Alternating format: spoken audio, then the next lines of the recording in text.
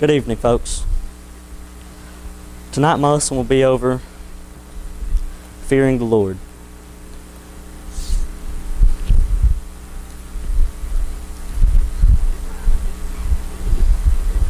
Tonight there might be some of you who have the wrong type of fear towards God.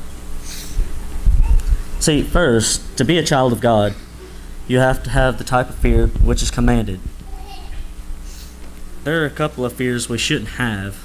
For example, the fear of failure, which the one talent man had. If you would, turn to Matthew chapter 25, verse 24.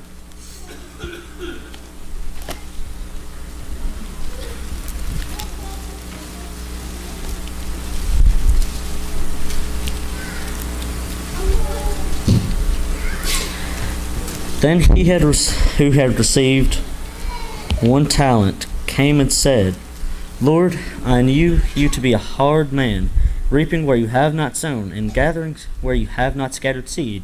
And I was afraid, and went and hid your talent in the ground. Look, there you have what is yours.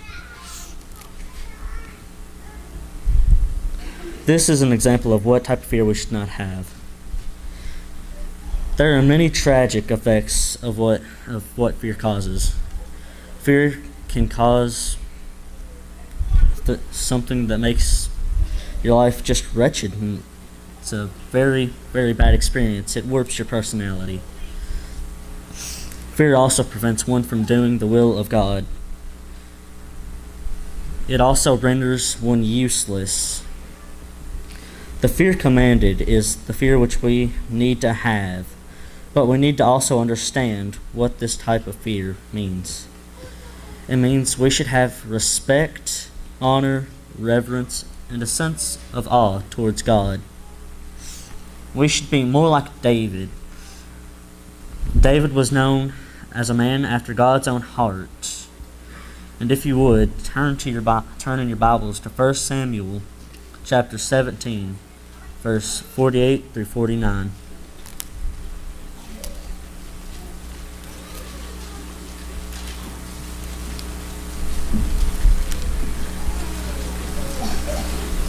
It says, So it was when the Philistine arose and came and drew near to meet David, that David hurried and ran towards the army to meet the Philistine. Then David put his hand in his bag and took out a stone, and he slung it and struck the Philistine in his forehead, so that the stone sank into his forehead, and he fell on his face to the earth. Without fearing the Lord, David could not have completed this task. If you would, again, turn in your Bibles to Proverbs chapter 3, verse 7 through 8.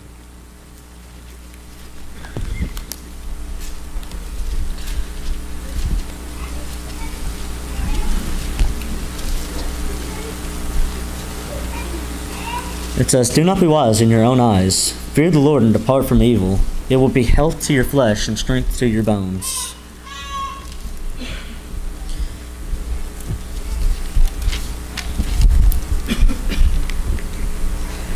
David could not have defeated the lion nor the bear if not for his fear of the Lord.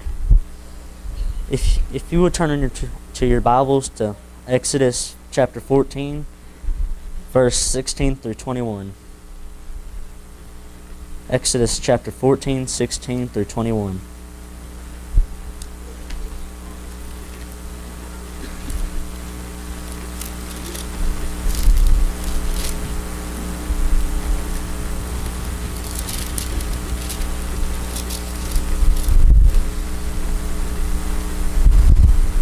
It says, But lift up your rod and stretch out your hand over the sea and divide it, and the children of Israel shall go on dry land through the midst of the sea. And indeed, I will harden the hearts of the Egyptians, and they shall follow them. So I will gain honor over Pharaoh and over all of his army and his chariots, and the horsemen. And then the Egyptians shall know that I am the Lord, when I have gained honor for myself over Pharaoh, his chariots, and his horsemen. And the angel of God who went before the camp of Israel moved and went behind them.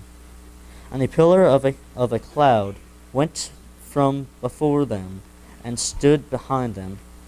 So it came between the camp of the Egyptians and the camp of Israel.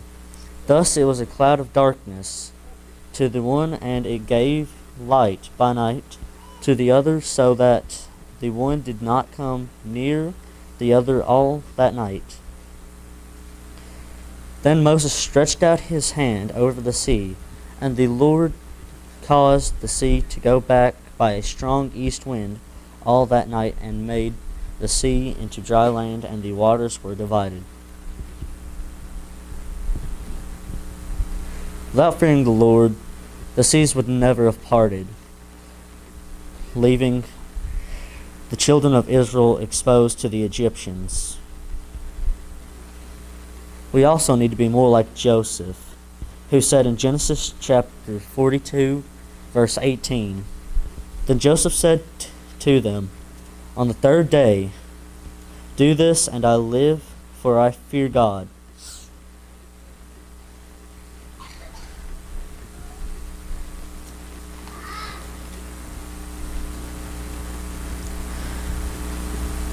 Now the forbidden fear is one we have to see to overcome. Men seek to please the outside world, which isn't right.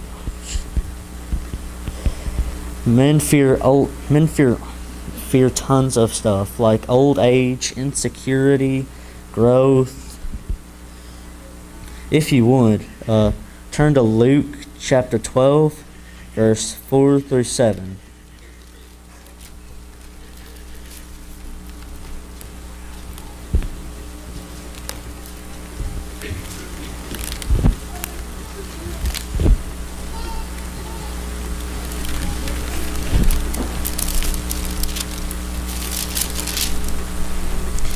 And I say to you, my friends, do not be afraid of those who kill the body, and after that have no more that they can do. But I will show you whom you should fear. Fear him who after he has killed has power to cast into hell. Yes, I say to you, fear him. Are not 5 sparrows sold for 2 copper coins, and not one of them is forgotten before God? But the very hairs on your head are all numbered. Do not fear, therefore, you are of more value than many sparrows. Now, if you would, turn to your Bibles to Acts chapter 4, verse 4.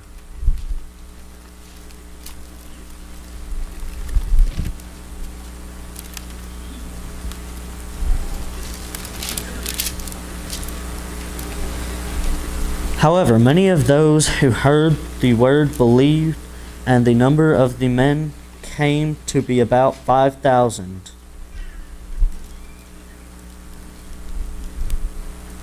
And men fear responsibility. If you would, turn to Luke 5:10.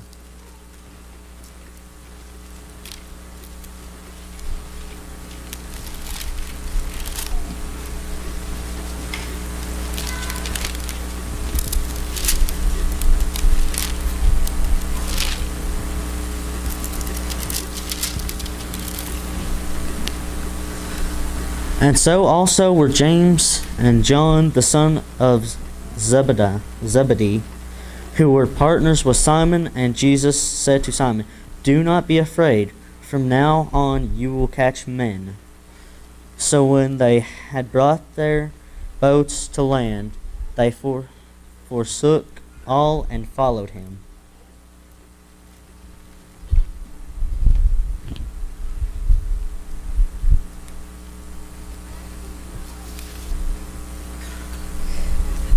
My last point is we should be more like Abraham, who had fear and faith in the Lord. If you would, turn to Genesis chapter 22, 9 through 12.